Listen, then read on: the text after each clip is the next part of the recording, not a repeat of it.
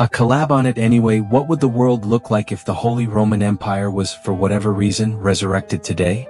If the empire's borders were recreated at the height of the historical imperial territory in 1155, then the empire would encompass practically all of modern-day Germany, Austria, Switzerland, the Czech Republic, Slovenia, Luxembourg, and the Netherlands, while also occupying territory taken from Belgium, France, Italy, Croatia, Poland, and Russia, territory from 13 total countries.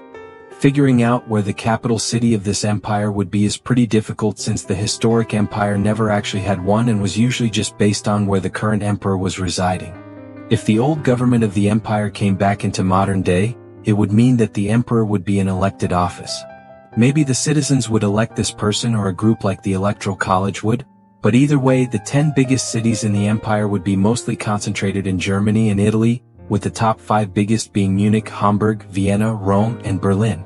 The population of the modern empire would be approximately 215 million people, which is fascinating when you consider what the population of the empire was just a few centuries ago.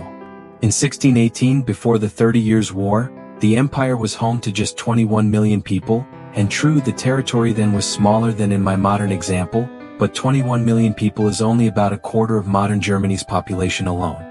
In 1648, after the 30 Years' War, the empire's population shrank to just 16 million, meaning that in 30 years of war, nearly 1 out of every 4 people died. Imagine a similar disaster happening today, and even further, the largest city 400 years ago in 1600 wasn't even in the top 5 today, Prague. Prague's population then was just 100,000 people, Vienna's was only 50,000.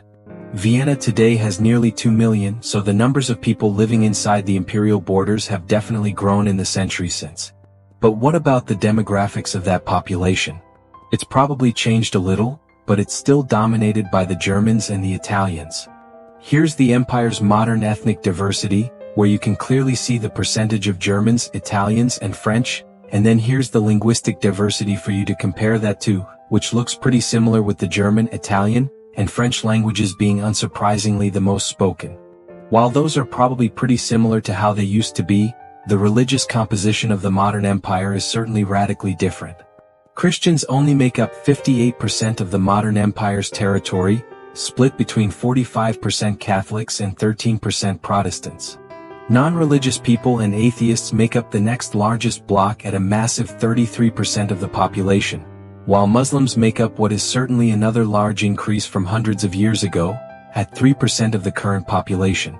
The modern Holy Roman Empire would also have an enormous economy, with a nominal GDP of $9.23 trillion, mostly owing to wealthy areas like Germany, the Netherlands, Belgium, and northern Italy.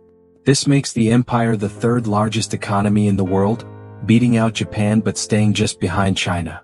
This huge economy and population also mean the imperial military would be quite formidable, with a budget of $109 billion and an active force of 694,000 soldiers, with an additional million in reserves. That's the world's 6th largest standing army, ahead of South Korea, and the 3rd largest budget. But that budget is only about half of what the current European Union combined spends on defense, about $200 billion overall. The Holy Roman Empire in the modern world would be an absolute powerhouse. It would dominate European politics, and with an economy close in size to China's and a population larger than Russia, it could have aspirations of achieving global superpower status.